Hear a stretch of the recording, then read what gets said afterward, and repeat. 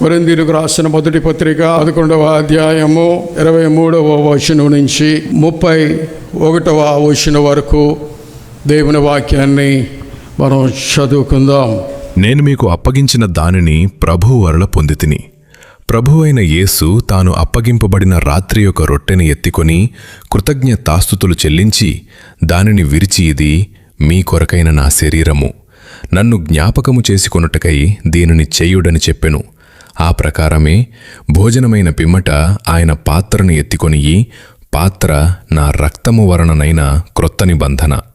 మీరు దీనిలోనిది త్రాగునప్పుడెలనన్ను జ్ఞాపకము చేసుకొనుటకై దీనిని చేయుడని చెప్పెను. మీరు ఈ రొట్టెను తిని ఈ పాత్రలోనిది త్రాగునప్పుడెల్లా ప్రభువు వచ్చు వరకు ఆయన మరణమును ప్రచురించుదురు. కాబట్టి ఎవడు అయోగ్యముగా ప్రభు యొక్క రొట్టెను తినునో లేక ఆయన పాత్రలోనిది త్రాగునో వాడు ప్రభు యొక్క శరీరమును గూర్చియు రక్తమును గూర్చియు అపరాధియగును. కాబట్టి ప్రతి మనుష్యుడు తన్ను తాను పరీక్షించుకొనవలెను. అలాగాగు చేసి ఆ రొట్టెను తిని ఆ పాత్రలోనిది త్రాగవలెను.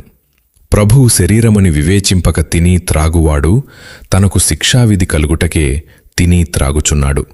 ఇందువలననే మీలో అనేకులు బలహీనులును రోగులునయ్యున్నారు, చాలామంది నిద్రించుచున్నారు. అయితే మనలను మనమే విమర్శించుకొనిన ఎడల తీర్పు పొందకపోదుము. చదవబడిన లేఖన భాగము కొరింథీయులకు రాసిన పత్రిక. అపోస్తలుడైన పౌలు భక్తుడు కొరింథీ సంఘాన్ని స్థాపించే విషయాన్ని మనం చర్చ్ హిస్టరీలో మనం నేర్చుకుంటున్నాం. కొరింథీ పట్టణంలో ప్రవేశించినప్పుడు అపోస్తలుడైన పౌలు అక్కడ కొంతకాలము నివసించి, ఆ కాలంలో చాలామంది ప్రజలు వ్యతిరేకస్తులుగా ఉన్నారు.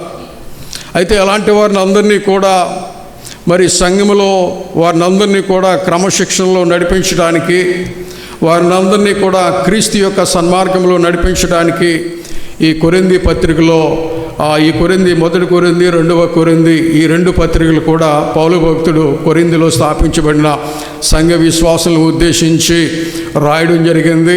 అంత మాత్రమే కాదు, కేవలం కొరింథీ సంఘానికి మాత్రమే కాదు, సార్వత్రిక సంఘము ఈ రీతిగా క్రీస్తు సన్మార్గములో, క్రీస్తు యొక్క సువార్తలో, క్రీస్తు యొక్క పరిచర్యలో క్రీస్తుకు అనుకూలమైన భక్తిని ఏ విధంగా చేయాలో దైవజనుడైన పౌలు భక్తుడు వివరించారు. చదువుకున్న అంశము ప్రాముఖ్యంగా పరిశుద్ధ బల్ల ఆరాధన గురించి రాయబడి ఉన్నది.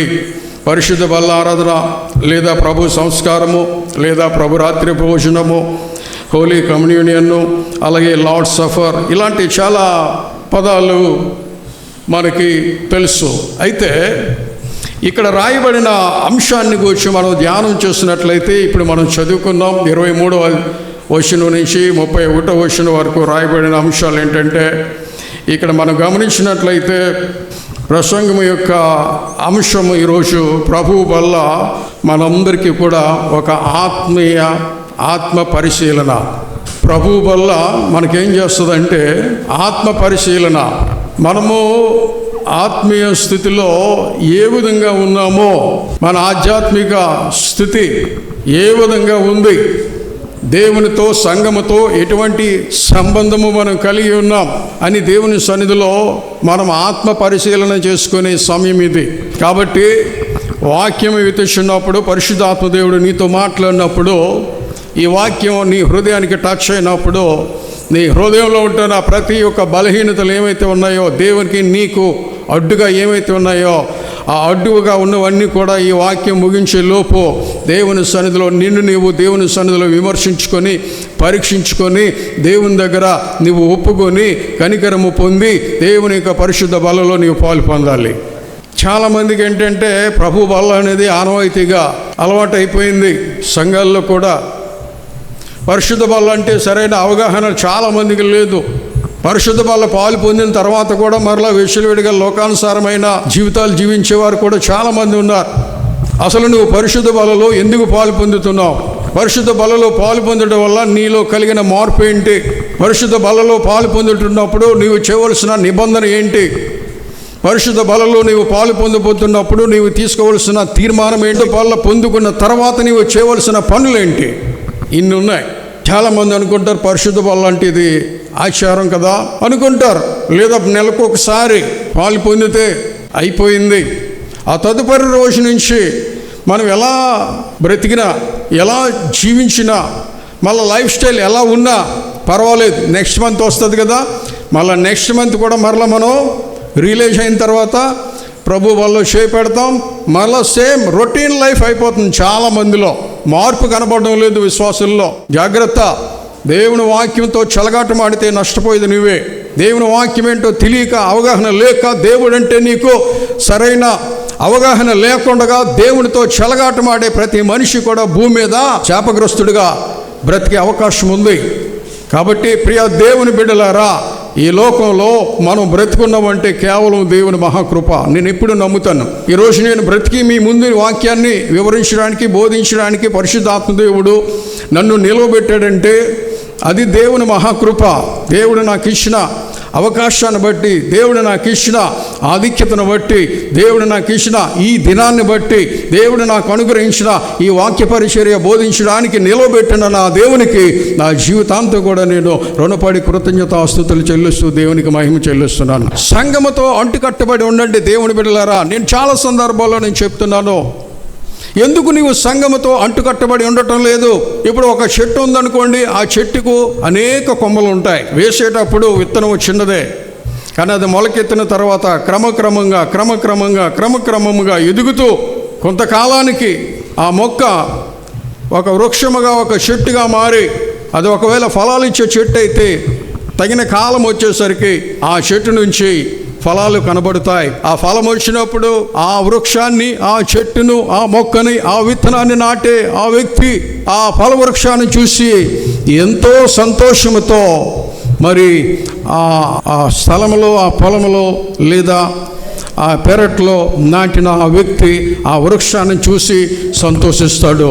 ప్రభు నిన్ను దేవుని మందిరంలో ఒక మొక్కగా నాటాడు. ఏ మొక్కగా?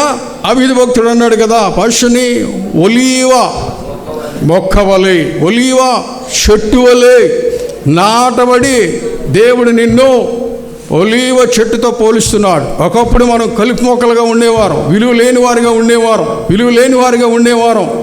అయితే దేవుడు మనల్ని ఆయన రక్తముతో వాష్ అవుట్ చేసి, ఆయన రక్తములో మనల్ని కడిగి, ఆయన రక్తములో మనల్ని విమోచించి, ఆయన రక్తముతో మనల్ని కడిగి పవిత్రపరిచి, మనలో ఉంటున్న కల్ముషాన్ని అంతటినీ కూడా, మనలో ఉంటున్న మష్టి అనే పాపం అంతటినీ కూడా ఆయన శిలువలో కాచిన రక్తము చేత మనల్ని కడిగి పవిత్రపరిచి, ఆయన దృష్టిలో, ఆయన చేతిలో నీతిమంతులుగా దేవుడు మనల్ని చేసి, ఆయన ఈ యొక్క సంఘము అనే పొలములో ఒక అంజూరపు లేదా ఒక ఒలీవ చెట్టులాగా దేవుడు నిన్ను నాటాడు. నాటబడిన నీవు మందిరములో సమృద్ధమైన జీవాన్ని నీవు పొందుకుంటూ, నీవు ఎదుగుతూ, అనేకులకు ఆకర్షణీయంగా ఎదుగుదలను నీవు చూపిస్తూ, నీ ద్వారా ఆత్మీయ ఫలాలనేవి కనపడాలి.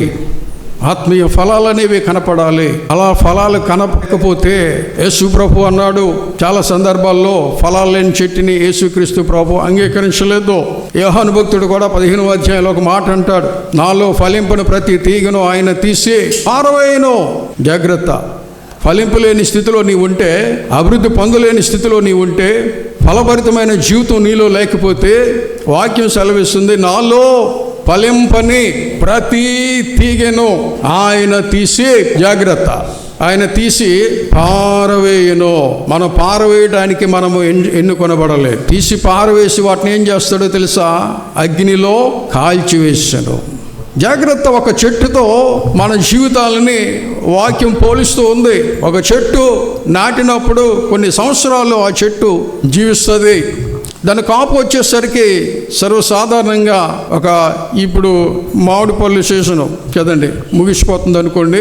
కరెక్ట్గా మార్చి, ఏప్రిల్ నుంచి మామిడి చెట్టు చిన్న పువ్వు వేయడం ప్రారంభించబడుతుంది. ఆ తర్వాత మే, జూన్ వచ్చేసరికి ఆ చెట్టు యొక్క ఫలాలు మనం ఎంతో శ్రేష్టముగా మార్కెట్లో కానీ లేదా తోటలో కానీ వెళ్ళి కొనుక్కొని మనము ఈ సీజన్లో చాలామంది మామిడి పళ్ళు తిని ఉంటారు.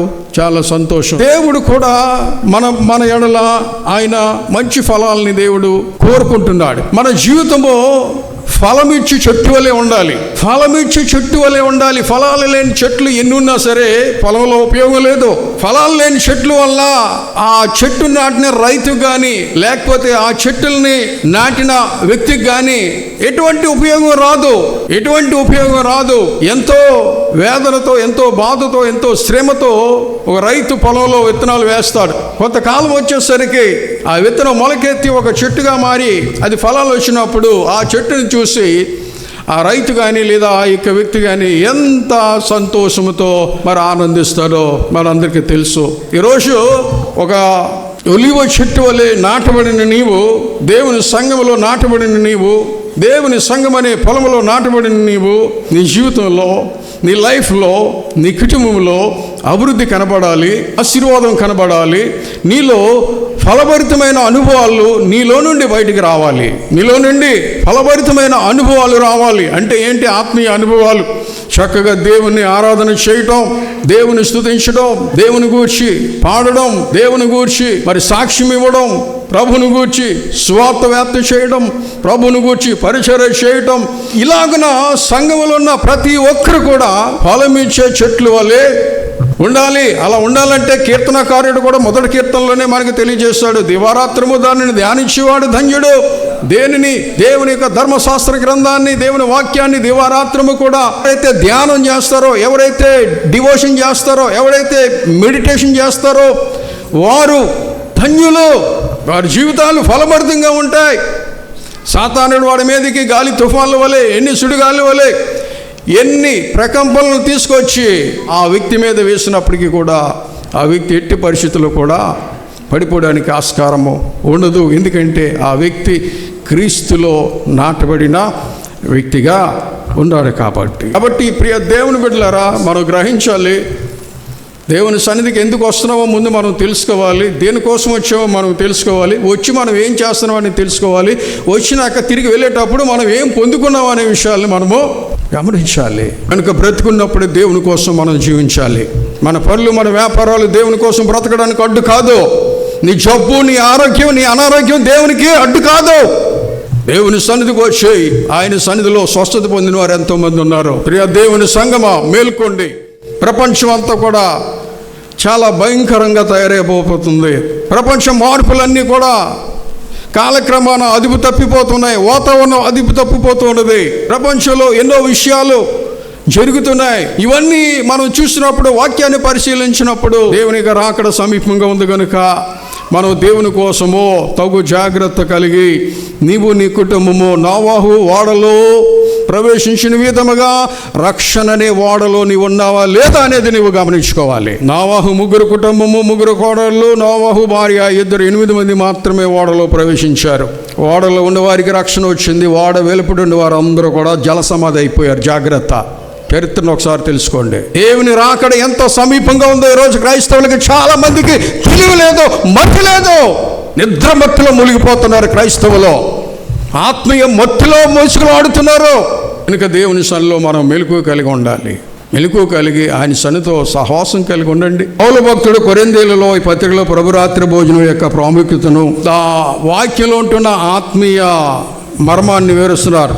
ఎందుకంటే కొరింథీ సంఘంలో ఆ రోజుల్లో విశ్వాసులు ఎలా ఉన్నారంటే ప్రభు వల్ల క్రమశిక్షణ లేకుండా పాలు పొందుతున్నారు. కొరింథీ పత్రిక ఇప్పుడు చదవబడిన అధ్యాయం 11వ అధ్యాయం ప్రారంభం నుంచి మీరు చదివితే అక్కడ అన్కంట్రోల్గా విశ్వాసులు ప్రవర్తిస్తున్నారు. అంటే ఎవరు ఇష్టం వచ్చినట్లుగా వారు జీవిస్తున్నప్పుడు ఈ సిచ్యువేషన్ అంతా కూడా పౌలు భక్తుడు చూశారు. పౌలు భక్తుని యొక్క హృదయం చాలా మండిపోయింది. అయ్యో, వీరికి ఇంతగా దేవుని వాక్యాన్ని బోధించి ఇంతగా వీరిని వాక్యములో నాటితే వీరు వ్యత్యాసాలు చూపిస్తున్నారు, వీరు వ్యతిరేకత చూపిస్తున్నారు, వీరిలో లోపాలు కనబడుతున్నాయి. అది కులతత్వం కావచ్చు, లేకపోతే ఆర్థిక తత్వం కావచ్చు, పేదవారని గొప్పవారని, ధనికులని దరిద్రులని భావం ఆనాడు కొరింథీ సంఘంలో చాలా తీవ్రంగా ఉండేది. వాటన్నిటినీ కూడా ఒకటి క్లారిఫికేషన్ చేస్తూ ఈ పత్రిక రాయడం జరిగింది. ముఖ్యంగా 10-11 అధ్యాయాలు వాడిని కంట్రోల్ చేస్తూ, సంఘమా మీరు చేస్తున్న తప్పు, దేవుని వాక్యానికి వ్యతిరేకంగా మీరు జీవిస్తున్నారు, దేవుని ఆజ్ఞకు మీరు వ్యతిరేకంగా బ్రతుకుతున్నారు, దేవుని సంఘంలో ఉండవలసిన క్రమశిక్షణ మీరు అదుపు తప్పిపోతున్నారు కనుక ఇదిగో నేను మీకు ఒక ఆజ్ఞను, నేను మీకు ఒక నిబంధనను మీ మధ్యలో నేను స్థిరపరుస్తున్నాను అని చెప్పుతూ 23 నుంచి 31 వరకు పరిశుద్ధ బల్ల యొక్క నిబంధనను గురించి పౌలు భక్తుడు అక్కడ చాలా స్పష్టంగా వివరణ ఇవ్వడం జరిగింది. నిజమే కదండి, ప్రభు బల్లో తీసుకుంటున్నావు పరిశుద్ధంగా, మంచిది, వాక్యం విని పశ్చాత్తాపం ఏదో కాస్త కోస్త పరిశుద్ధాత్మదేవునికి ఇచ్చి ప్రభు బల్లను చేపెట్టి ప్రభు బల్ల పాలు పొందుతున్నావు. అయిపోయిన తర్వాత నీవు ఎలా బ్రతకాలి, నేను ఎలా బ్రతకాలి, మనం ఎలా బ్రతకాలి? ప్రభు కొరకు నమ్మకంగా మనం బ్రతకాలి. ఆయనకు సాక్షిగా మన జీవితం ఉందా లేదా అనేది మనము ప్రశ్నించుకొని మనము దేవుని యొక్క రాజ్యము నిమిత్తమై ఆయన యొక్క శిలువ మరణ పునరుద్ధానమును గూర్చి మనము ఈ లోకానికి ప్రచురించేవారుగా ఉండాలనేది ఇందులో ఉన్న ప్రాముఖ్యమైన ఉద్దేశం. ఈ యొక్క రొట్టె విరిచే విధానం దేన్ని సూచిస్తుందో తెలుసా? యేసుక్రీస్తు ప్రభు నీ కోసం నా కోసం చూపించిన ఆయన యొక్క సాక్రిఫికేషన్, త్యాగం కనబడుతున్నది. త్యాగం, యేసయ్య త్యాగం.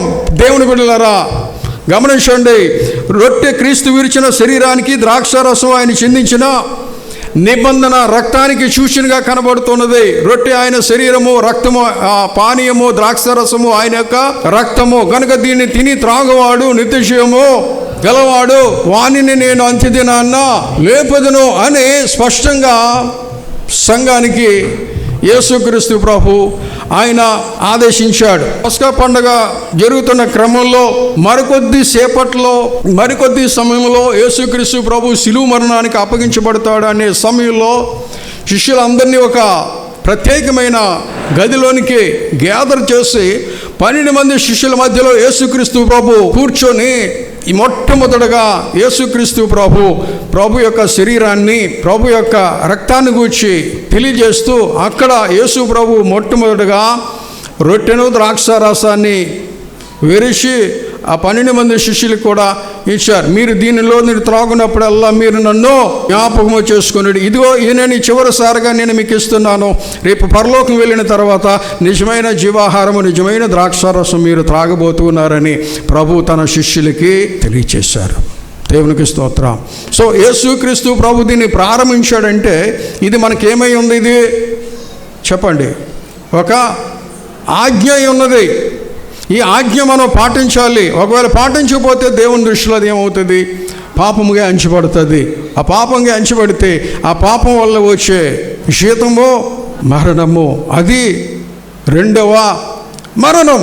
బాహ్య సంబంధమైన మరణము కావచ్చు, లేదా ఆత్మ సంబంధమైన మరణము కూడా కావచ్చు. అయితే యేసుక్రీస్తు ప్రభుకి నిబంధన ఏం చేస్తుందంటే మానవ జీవితానికి, ముఖ్యంగా క్రైస్తవ విశ్వాసుల యొక్క జీవితంలో సంభవించబోయే మరణాన్ని యేసు ప్రభు శిలువ ద్వారా, ఈ శరీరము, ఈ యొక్క రక్తము ద్వారా మనిషి శ్వాస మీదకి వస్తున్న ఆ మరణాన్ని రద్దు చేసి, క్యాన్సిల్ చేసి మనల్ని నిత్య జీవముగా, నిత్యత్వములో ప్రవేశించి జీవవృక్ష ఫలములను భుజించేవారుగా దేవుడు మనకి గొప్ప అవకాశాన్ని, అద్భుతమైన సమయాన్ని దేవుడు మనకు అనుగ్రహించబోతూ ఉన్నారు. కాబట్టి ప్రభు బలలో పాలు పొందినప్పుడు ప్రియమైన దేవుని బిడ్డలారా, మనం ఆచరించవలసింది, మొట్టమొదటి మనం జ్ఞాపం చేసుకోవాల్సిందంటే యేసుక్రీస్తు ప్రభు యొక్క త్యాగాన్ని వచ్చి జ్ఞాపం చేసుకోవాలి. త్యాగం చేయడం అంటే రోజు మనకి చాలా కష్టమా? సులువా?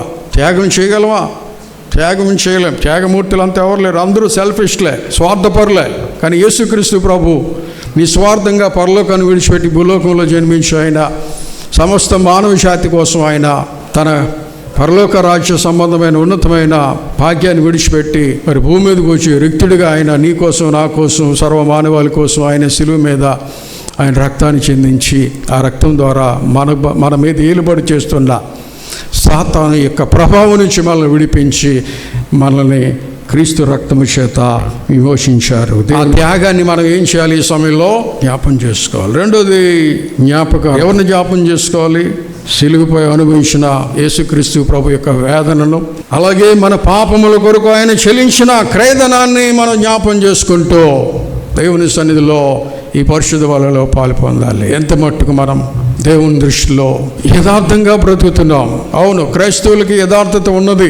లోకస్తులకి క్రైస్తవులకి చాలా వ్యత్యాసాలు ఉన్నాయి. లోకానికి నిజమైన క్రైస్తవుడికి చాలా సపరేట్ లైఫ్ ఉంది. కానీ ఈ రోజుల్లో ఆ సపరేషన్ లేదు. లోకంలో ఉన్నవన్నీ క్రైస్తవుల్లోకి కూడా వచ్చేసాయి. అది క్రైస్తవ తత్వం కాదు. అది క్రైస్తవ తత్వం అంటే లోకాన్ని విడిచిపెట్టి క్రీస్తుని వెంబడించి వాడే నిజమైన క్రీస్తుకు సాక్షిగా బ్రతకగలరనే విషయాన్ని మనం జ్ఞాపం చేసుకోవాలి. దేవుని సన్నిధిలో పరిశుద్ధ బలలో మనం పాలు పొందుతున్నప్పుడు ఆయన త్యాగాన్ని, ఆయన యొక్క సన్నిధిలో మనము జ్ఞాపకముగా మన జీవితాన్ని పరీక్షించుకొని దేవుని సన్నిధిలో పరిశుద్ధ బలలో మనం పాలు పొందాలి. రెండవది, పరిశుద్ధ బలలో పాలు పొందిన తర్వాత ప్రభు మరణాన్ని మనం ప్రచురించాలి. ఆ వచన భాగాన్ని చూడండి, ఆ వచన భాగాన్ని చదవండి. మీరు ఈ రొట్టెను తిని ఈ పాత్రలోనిది త్రాగునప్పుడెల్లా ప్రభువు వచ్చు వరకు ఆయన మరణమును ప్రచురించుదురు. ప్రభు మరణాన్ని మనం ప్రచురించాలి. పరిశుద్ధ బలలో పాలు పొందిన తర్వాత, పరిశుద్ధ బలలో నీవు చేయి పెట్టిన తర్వాత, పరిశుద్ధ బలలో నేను చేయి పెట్టిన తర్వాత ఆయన మరణాన్ని, ఆయన పునరుత్థానాన్ని, ఆయన యొక్క రాకడని తెలియని సమాజానికి, తెలియని లోకానికి, నీ కుటుంబానికి, ఇంకా నీ కుటుంబంలో ఎవరైతే మారు మనసు పొందలేదో, ఎవరైతే బ్యాప్టిజం పొందలేదో, ఎవరైతే దేవుని నమ్ముకోలేదో వారికి నీవు సాక్షార్థమై వెళ్ళి ఆయన మరణాన్ని గూర్చి, ఆయన యొక్క పునరుద్ధానాన్ని గూర్చి నీవేమి చేయాలి? మాట్లాడాలి, ప్రకటించాలి. ఇది కూడా ఆజ్ఞ ఉన్నది. ఆయన మరణాన్ని ప్రచురించాలి అంటే ప్రకటన చేయాలి. కనీసం నీ పరిధిలో ఉన్న వారికి నీవేం చేయాలి? యేసుక్రీస్తు ప్రభు యొక్క సువార్త నీవు చెప్పాలి. నీ కుటుంబంలో రక్షణ లేని వారికి రక్షణ వార్తను నీవు ప్రకటించాలి. నీ స్నేహితులకి ఈ రక్షణ సువార్తను నీవు తెలియపరచాలి. అది ప్రభువు యొక్క ఆజ్ఞ ఉన్నది. ప్రభు బలలో ఉంటున్న ప్రాముఖ్యమైన అంశం ఇది. ఏం చేయాలి? ప్రభు బలలో పాలు పొందిన ప్రతిసారి క్రీస్తు మన కోసం మరణించాడనే దేవుని యొక్క సువార్తని లోకానికి ప్రకటన చేయాలి. దేవుని వాక్యం చెప్తూ ఉన్నది. కనుక ప్రియమైన దేవుని బిడ్డలారా, చాలా మందికి అసలు ఆ విషయం మీద ఫోకస్ లేదు. నేను రక్షింపబడ్డాను, నా కుటుంబం ఎలా పోయినా పర్వాలేదు అనుకుంటున్నావేమో, లేకపోతే నా బిడ్డల మందిరానికి రాకపోయినా పర్వాలేదేమో. భారం కలిగి కన్నీరు కాచి ప్రార్థన చేస్తే నీ ఇంటిని దేవుడు మారుస్తాడు. లోకాసువార్త 19వ అధ్యాయంలో మహాభయంకరమైన పాపంలో పడిన వ్యక్తి జక్కయ్య, అలాంటి వ్యక్తి మారుమనసు పొంది తన కుటుంబాన్ని రక్షించుకున్నాడు. మీ బాప్టిజం పొందిన వాడు రక్షింపబడినని వాక్యం సెలవిస్తుంది. అదే రీతిగా నమ్మని వానికి కూడా శిక్ష విధింపబడినని వాక్యం కూడా సెలవిస్తున్నది. కాబట్టి పరిశుద్ధ బలలో మనం చేయవలసిన కమిట్మెంట్స్ ఇవన్నీ కూడా. మూడవది, అయోగ్యముగా పాలు పొందడం వలన వచ్చే ప్రమాదం. 27వ వచనం చదువుదాం. కాబట్టి ఎవడు అయోగ్యముగా ప్రభు యొక్క రొట్టెను తినునో లేక ఆయన పాత్రలోనిది త్రాగునో వాడు ప్రభు యొక్క శరీరమును గూర్చియు రక్తమును గూర్చియు అపరాధియగును. అయోగ్యత అంటే ఏమిటి? పాపపు జీవితాన్ని విడిచిపెట్టకుండా, పశ్చాత్తాపం లేకుండా చాలా మంది ప్రభు బలలో పాలు పొందుతారు. ఆచారం పాలు పొందబోతే పాస్టర్ గారు ఏమనుకుంటారు, నా తోటి విశ్వాసం ఏమనుకుంటారు, నా భార్య ఏమనుకుంటుందో, నా భర్త ఏమనుకుంటుందో, నా సహోదరుడు ఏమనుకుంటాడో అనే ఉద్దేశంతో ప్రభు బలలో చేయి పెడితే జాగ్రత్త, అది నీ జీవితంలో చాలా ప్రమాదానికి గురవుతావు. అందుకే వాక్యం ముందుగానే మనకి వార్నింగ్ ఇస్తుంది. అయోగ్యముగా, ఎవడు అయోగ్యముగా ప్రభు యొక్క రొట్టెను తినునో లేక ఆయన పాత్రలోనిది త్రాగునో వాడు ప్రభు యొక్క శరీరమును గూర్చియు రక్తమును గూర్చియు అపరాధియగును. చూడండి, విశ్వాసులైన మన జీవితాల్లో మొట్టమొదటిగా పాపానికి ఫుల్ స్టాప్ చెప్పాలి. తర్వాత మనలో ఉంటున్న అంతరంగంలో ఉంటున్న పాపాలను విడిచిపెట్టాలి. ఎప్పుడైతే నువ్వు విడిచిపెడతావో నీలో ఒక మారు మనసు అనుభవం పరిశుద్ధాత్మ దేవుడు ఇస్తాడు. ఎప్పుడో పాతకాలంలో మారు మనసు పొంది బ్యాప్టిజం పొందని సరిపోదు కాదు. నిజంగా మారు మనసు కలిగే క్రైస్తవులు ఎంతమంది క్రైస్తవ బ్రతుకులు భూమి మీద జీవిస్తున్నారు. కాబట్టే దేవుడు మనల్ని దారి తప్పిపోకుండా, పాపంలో పడిపోకుండా సంగమానికి వస్తున్న మనం అందరము కూడా ఈ నిబంధనలో పాలు పొందితే పాపము జోలికి వెళ్ళకుండా క్రీస్తు ప్రేమను కలిగి దేవునికి మహిమార్థముగా మనం ఉండడానికే ఈ పరిశుద్ధ బలను దేవుడు మనకి నియమించారు. ప్రియ దేవుని విడలారా, దేవుని సన్నిధిలో మనం ఏం చేయాలి? పశ్చాత్తాపం పొందాలి. సంఘానికి వస్తున్న ప్రతి ఒక్క విశ్వాసురాలు అందరూ ఒకరితో ఒకరు సన్నిహిత సమాధానం కలిగి ఉండాలి. ఈరోజు సంఘానికి వస్తున్న వాళ్ళు ఎంతమంది సహోదర ప్రేమను చూపించుకుంటున్నారు? ఎంతమంది స్త్రీ పురుషులు సన్నిహిత సంబంధం కలిగి, మంచి సంబంధం కలిగి, పలానా సిస్టర్ గారు పలానా సిస్టర్, పలానా బ్రదర్ అని మంచి సత్సంబంధం కలిగిన విశ్వాసులు సంఘాల్లో ఎంతమంది ఉన్నారు? ఒకే చర్చికి వస్తున్నావు, ఒకే వాక్యాన్ని వింటున్నావు, ఒకే దేవుని ఆరాధన చేస్తున్నావు, ఒకే పరిశుద్ధ బలలో పాలు పొందుతున్నావు, కానీ నీ తోటి సహోదరునితో నీవు సమాధానం పొందలేకపోతున్నావు. ఇది ఎంత అపవిత్రమైన పరిస్థితి! అదే అయోగ్యత అంటే అదే. క్రీస్తు రక్తంలో కడగబడిన మనం అందరము కూడా దైవికమైన కుటుంబము. మరలా చెప్తున్నాను, దైవికమైన కుటుంబము. కుటుంబం అన్నాక కొన్ని మనస్పర్ధలు అనేవి సహజంగా సైతానుడు కల్పిస్తాడు. మన ద్వారా రావవి, సైతాను ద్వారా వస్తాయి మనస్పర్ధలు. ఆ మనస్పర్ధలు వచ్చినప్పుడు మనం ఏం చేయాలి? తెలివిగా ఏం చేయాలి? ఎవరితోనైతే నువ్వు సమాధానం లేదో వారితో నువ్వు మొట్టమొదటిగా నీవు వెళ్ళి సమాధానం పడమని వాక్యం సెలవిస్తున్నది. మత్తయి సువార్త 5వ అధ్యాయం ఒకసారి చదువుదామండి. కాబట్టి నీవు బలిపీఠము నొద్ద అర్పణము నర్పించుచుండగా నీ మీద నీ సహోదరునికి విరోధమేమైనను కలదని అక్కడ నీకు జ్ఞాపకము వచ్చినేడలా అక్కడ బలిపీఠము నెదుటనే నీ అర్పణము విడిచిపెట్టి మొదట వెళ్ళి నీ సహోదరునితో సమాధానపడుము. అటు తరువాత వచ్చి నీ అర్పణము నర్పింపుము అనే వాక్యము యేసు ప్రభు చెప్తున్నాడు. భక్తులు చెప్పలేదు ఈ మాట. యేసు ప్రభు చెప్తున్న మాటను మనము గౌరవించాలి. నీతో ఎవరితోనైనా సమాధానం లేకపోతే వెంటనే దేవుని సన్నిధిలో మీరు మనసు మార్చుకొని సమాధాన పడండి. సమాధానం కలిగిన హృదయంతో మీరు పరిశుద్ధ బలలో పాలు పొందితే మీకు అది గొప్ప శ్రేష్టమైన ఆశీర్వాదాన్ని దేవుడు మీకు ఇస్తారు. పౌలు భక్తుడు ఇదే. పౌలు భక్తుడు సంఘంలో ఉంటున్న ఈ మిస్టేక్స్ అన్నింటినీ కూడా ఇలాగే వెలికి తీసి ప్రతి ఒక్కరిని కూడా విభజించక ప్రతి ఒక్కరిని కూడా ఒక వేలో నడిపించారండి. కాబట్టి పౌలు భక్తుని మీదకి చాలా గ్రడ్జ్ పెట్టుకున్నారు కొరింథీ సంఘం. తర్వాత మార్పు చెందారు, రియలైజ్ అయ్యారు, అయ్యో మా ఆత్మీయ తండ్రిని మేము ఎంతగా హింసించామే, ఎంతగా బాధ పెట్టామే, ఎంతగా ఆయన ఆజ్ఞను ఆయన మాటలను మేము తోసిపుచ్చామే. కొరింథీ సంఘం పశ్చాత్తాపం పొంది పౌలు భక్తుని క్షమాపణ అడుగుకుంది. ప్రతి ఒక్కరూ ఒకరితో ఒకరు సమాధానం పడండి. దేవుని మందిరంలో మనం అందరం బలహీనం అని దేవుడి దగ్గర ఒప్పుకొని, మనుషుల దగ్గర కూడా ఒప్పుకొని, ఒకవేళ ఎవరితోనైనా మనస్పర్ధలు ఉంటే రియలైజ్ అవ్వండి.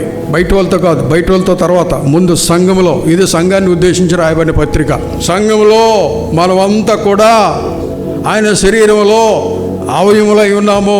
ఒక్క పార్టీకి చిన్నది ఏదైనా వస్తే వెంటనే శరీరం సహకరిస్తుందా, సహకరించదా? తలనొప్పి వస్తే వెంటనే కుడి చెయ్యి ఎక్కడికి వెళ్తుంది? ఎక్కడైతే తలనొప్పి వస్తుందో అక్కడికి వెళ్ళి ఈ చెయ్యి ఏం చేస్తుంది? బాగా ప్రెస్ చేస్తుంది. తద్వారా కొంతైనా కొంచెం రిలీఫ్ వస్తుంది. ఇవన్నీ అయోగ్యతను తెలియజేస్తున్నాయి. పొరపాటు చేసాం, ఎక్కడ దేవుడి సన్నిధిలో అవిధేయత చేసాం, ఎక్కడ దేవుని వాక్యంలో మనం తప్పిపోయాం, ఎక్కడ మన విశ్వాసంలో నిర్లక్ష్యం చేస్తాం, అన్నీ వస్తాయి. అన్ని పరీక్షలు అన్నీ వస్తాయి. అన్నిటినీ కూడా మనం ఏం చేయాలి? దేవుని సన్నిధిలో పరీక్షించుకొని హృదయాన్ని శుద్ధి చేసుకున్న తర్వాత పశ్చాత్తాపం కలిగిన మనసుతో పరిశుద్ధ బల దగ్గరికి రావాలి. అప్పుడు నీవు వస్తే దేవుని కనికరం నీ మీదకి వస్తుంది. దేవుని యొక్క పునరుద్ధానం యొక్క శక్తి నీకు కలుగుతుంది. నీవు అంత్యదినమున లేపబడతావు. అంత్యదినము అనగా క్రీస్తు ప్రభువు బోర శబ్దం విన్నప్పుడు నీవు లేపబడి రెప్పపాటున మహిమ రాజ్యానికి పరిశుద్ధాత్మదేవుడు నిన్ను మేఘాల గుండగా ప్రభువైన యేసుక్రీస్తు ప్రభుని ఎదుర్కోవటానికి తీసుకువెళ్తారు. ఈ వాక్యం మనందరి హృదయాల్లో ఫలింపున ప్రభు దయచేయునుగాక. ఆమేన్.